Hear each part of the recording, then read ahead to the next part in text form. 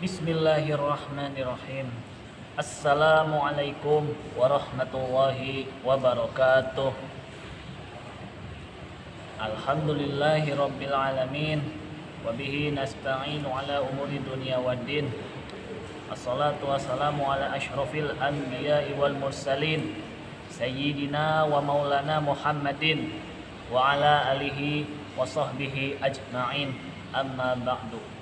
وقال الله تعالى في كتابه الكريم وهو أصدق القائلين أعوذ بالله من الشيطان الرجيم بسم الله الرحمن الرحيم يا أيها الذين آمنوا اتقوا الله حق تقاته ولا تموتن إلا وأنتم مسلمون وقال رسول الله صلى الله عليه وسلم اتق الله حيثما كنت وأتبع السيئة الحسنة تمحوها wa khaliqin nasa bikhuluqin hasanin.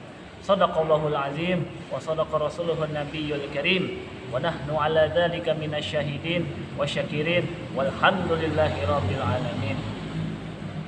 Di video kali ini, pada sore hari ini, saya mau menyampaikan melalui video, yaitu judulnya adalah takwa menurut huruf-hurufnya. Oke, kita langsung saja menuju pembahasan inti. Oke, huruf pertama dari lafaz takwa adalah ta. Ta. Huruf ta. Ta itu artinya taubatan.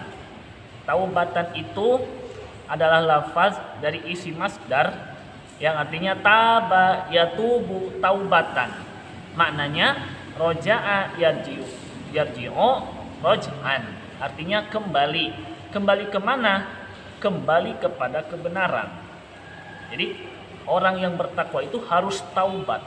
Taubat itu kembali kepada kebenaran, kembali kepada kesucian. Nah, itu maknanya ya. Kalau misalkan ada orang yang melakukan perbuatan dosa dari kecil sampai sekarang, lalu kemudian bertaubat.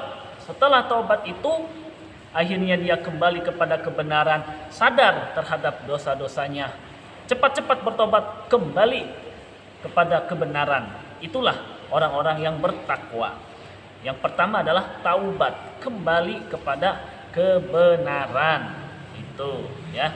Jadi jangan taubat habis besoknya sekarang taubat, besoknya maksiat lagi, jahat lagi, nyolong lagi, itu taubat sambal namanya ya.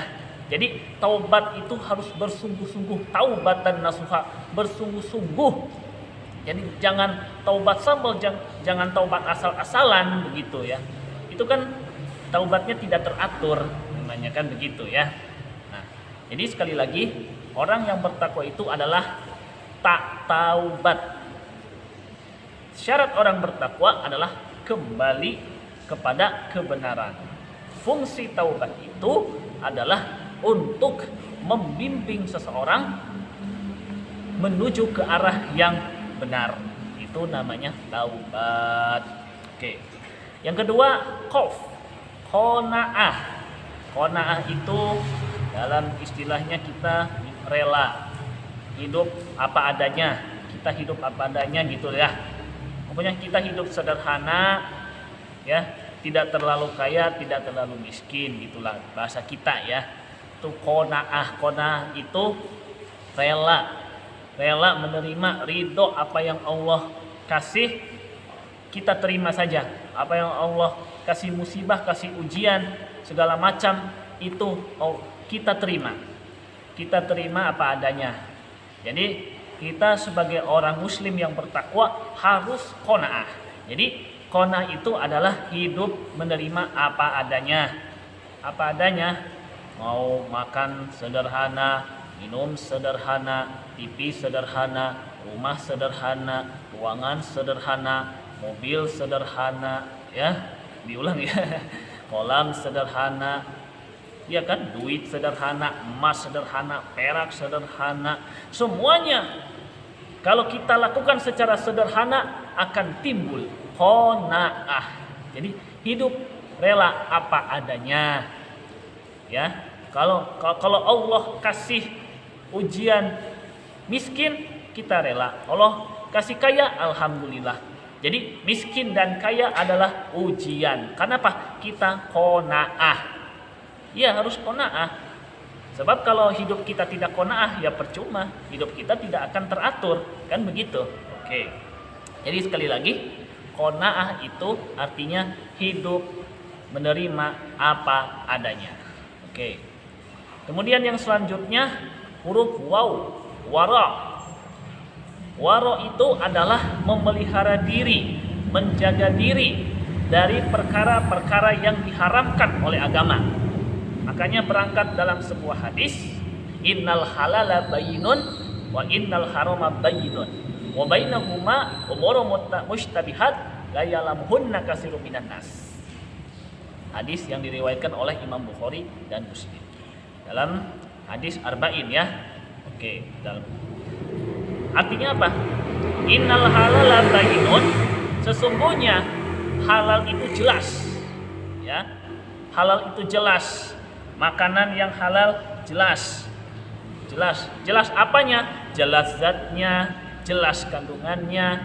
Tapi jangan jelas luarnya tapi dalamnya haram, gitu ya. Jadi jelas zatnya, jelas kandungannya, jelas bahannya. Ya, 3 kriteria ini yang menyebabkan maka perkara tersebut menjadi halal. Yang urusan halal haram itu bukan cuma makanan, semua komponen kehidupan yang kita lakukan haruslah yang halal. Makanya kita sebagai orang wara harus menerima yang halal. Kemudian hadis selanjutnya wa innal harama bayyinun, sesungguhnya haram itu sudah jelas.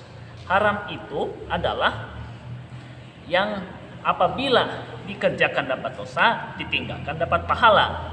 Nah, jadi perbuatan haram, mau makanan haram, minuman haram, kalau ada komponen yang haram-haram dalam kehidupan ini, kita mesti hindari.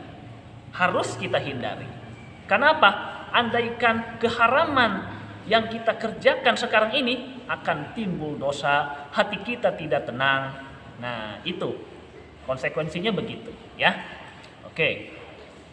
Jadi orang yang waro itu adalah menghindarkan sesuatu yang haram dan menerima yang halal. Bagaimana kalau barang-barang syubhat? Wa bainahuma umurun mushtabihat la ya'lamuhunna katsirun minan nas. Dan perkara-perkara yang syubhat yang tidak jelas halal dan haramnya. Tapi alangkah baiknya kita harus menghindari barang-barang syubhat. Kalau ada barang syubhat, kita tidak tahu siapa pemiliknya. Alangkah baiknya kita hindari barang-barang syubhat seperti itu. Karena apa?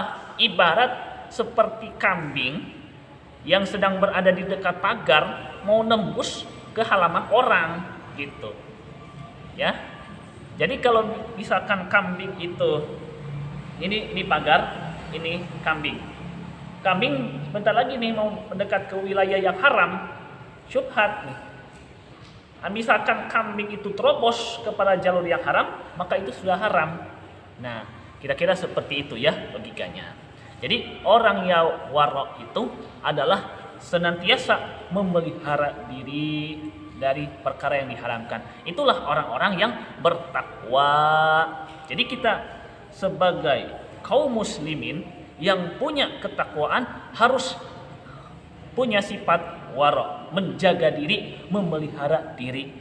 Oke ya. Oke. Poin yang terakhir yaitu yakin. Yakin. Orang Islam yang memiliki ketakwaan harus memiliki rasa yakin. Yakin dalam apanya? Yakin dalam ketauhidan. Yakin dalam keimanan. Ya, orang muslim itu harus yakin seyakin-yakinnya dengan keyakinan yang benar. Jadi kita harus saling membenarkan keyakinan, gitu. Apa yang Allah firmankan melalui Al-Quran, kita mesti yakin. Apa yang Rasulullah SAW sabdakan, kita mesti yakin bahwa itu adalah sabda Rasul, bahwa itu adalah Al-Quranul Karim, firman Allah yang benar. Keimanan harus tetap dijaga. Yakin kita. Mau rukun iman yang 6 ini harus kita yakini.